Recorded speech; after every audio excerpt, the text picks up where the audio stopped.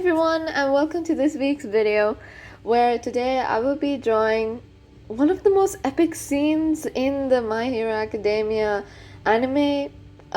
When I think this is when Deku was fighting the muscular guy from the League of Villains. I don't even know if he's with the League of Villains. He doesn't appear with them that much. I think he's like working on his own just because he likes to kill blood and stuff like that. So when I saw this scene, I was like, I have to draw this. It is so epic. But I kept delaying it because there were so many other good things to draw, and I just never could get the time to draw it because there was so much planning that I had to do. But in the end, when I went to sketch it out on the paper, it turned out amazing.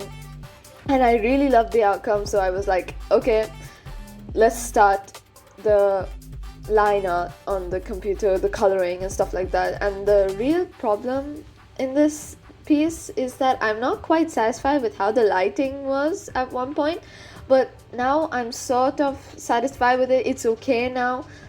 And I think I should have put a little bit more aggression in his face because he is like mad with happiness. I don't know how to explain it, but he's screaming his heart out, I guess. So I think I should have put a little bit more aggression in it, but it's okay. I did what I could with my art style, because as you know, the My Hero Academia My Hero Academia anime faces are kind of like cats' faces. So I wanted to make it more like human, like, you know, the side view where it's just like a straight line and then the big nose. There's no like bend to go from the nose back to the mouth and stuff like that. There's no difference with the chin and the mouth, stuff like that. So I wanted to add all those details because, you know, that's my art style, and the goal of this was to draw that scene in my style. So from my previous video, I think with Kaminari or something, I got a little bit of help from other artists, and it was great. And now I am trying to apply those things that they have recommended me to do, like the thicker, darker lines towards the areas that have heavy shadows, and the places where the places where I felt that it should have a little bit more aggression to it, like not shadow, but those thick lines have to be there. It will make a difference, is what I mean.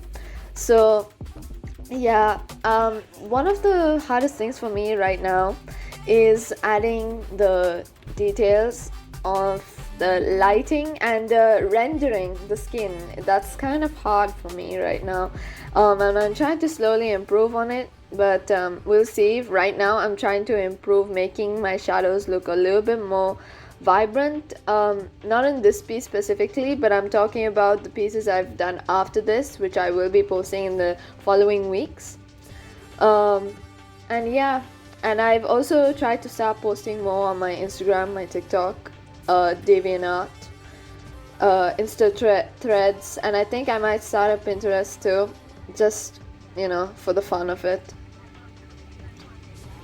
And so adding in the shadows, as always, super satisfying. Took a lot of work, but of course it's all worth it in the end. And yes, I think this took a really long time. This part of the drawing took a really long time because I had to decide, like, should I put a little layer of lowered opacity black, you know, to make it look like the shadows are much heavier. How dark should the skin shadows be? How bright should the light falling on his body be? and it was really tough. Even his clothes, I had to adjust the shadows a bit here and there. And the force lines, I guess, like, you know, like he's screaming so loudly and with so much fierce. I thought I should add some of those lines too. Yeah. I don't think there is enough blood in this drawing for especially the amount of damage he's been through this entire fight. Like, it was an epic fight. I loved that scene. It was amazing. Yeah, I think it was great.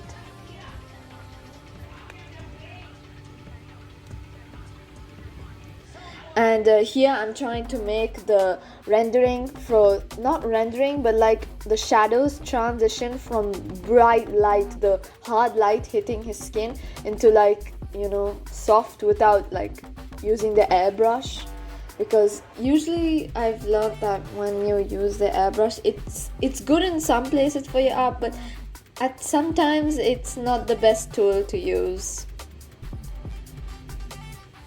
Me struggling a lot with the background because I think I got like the rock kind of background. That part was really good. I think that was amazing, which I obviously forgot to record because which video is perfect without me forgetting to record a part of it.